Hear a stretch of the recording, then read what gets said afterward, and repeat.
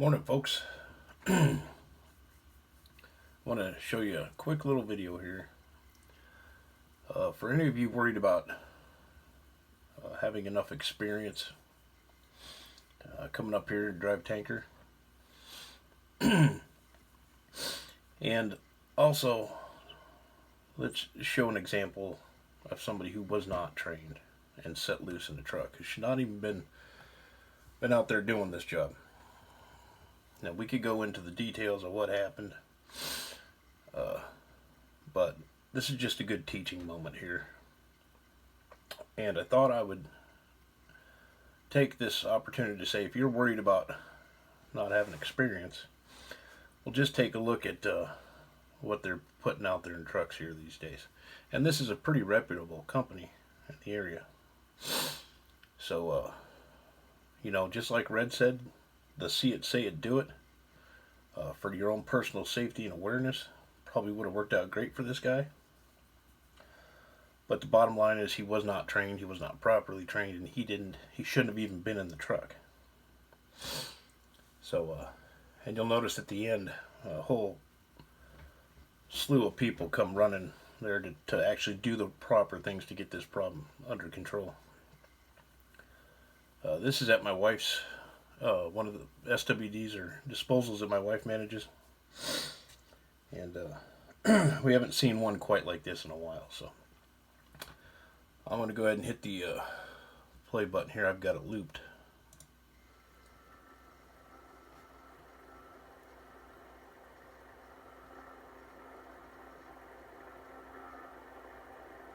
Still going. As you can see, this guy's under pressure. Got a live line hooked up there. And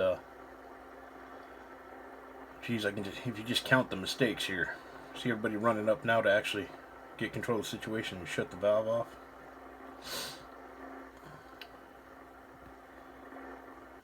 Okay, so we're looping. So here he is. He pulled his hose while his pump was running. His valve is open.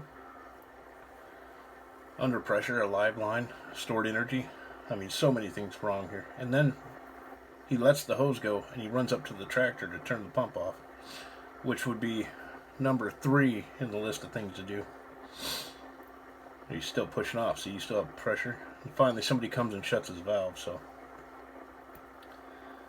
valve would have been first. First would have been not to do that. Your valve, your relief, and then your pump. So we'll keep this going here while I talk over it. But so anything at an SWD would be 42 gallons or 1 barrel is reportable. So definitely in a something like this, you're shutting everything down and you're going to make phone calls and do paperwork. Now, on a location for producers, some are 1 drop and some are 1 gallon. If you have 1 drop or 1 gallon, hit the ground, shut everything down, make your phone calls, start doing paperwork. It's all reportable. So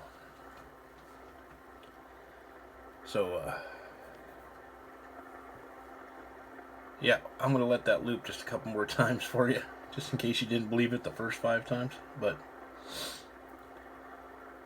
if you just have a little bit of personal responsibility and are accountable for your actions, care about your job a little bit, you're probably going to do better than this guy. There's so many super truckers and experts out here.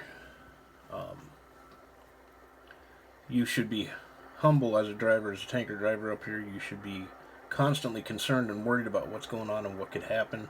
Your head should be on a swivel. Just like Red was when he had his little incident there. He was so concerned about what was going on and whether he was doing the right thing. That's the way you have to be to prevent something, stupid from happening. And this guy didn't have any of those things going on in his head. So, alrighty, folks, one more time. Spraying everywhere.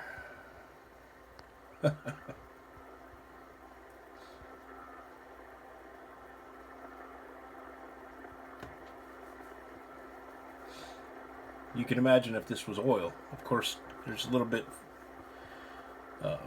different procedure and hook it up for oil. Safety things that keep stuff like this from happening. But you can imagine, we have oil on our tanks too. So just the whole danger of this situation, and everybody came to save him at the end there. So, alrighty, folks, you have a good day there.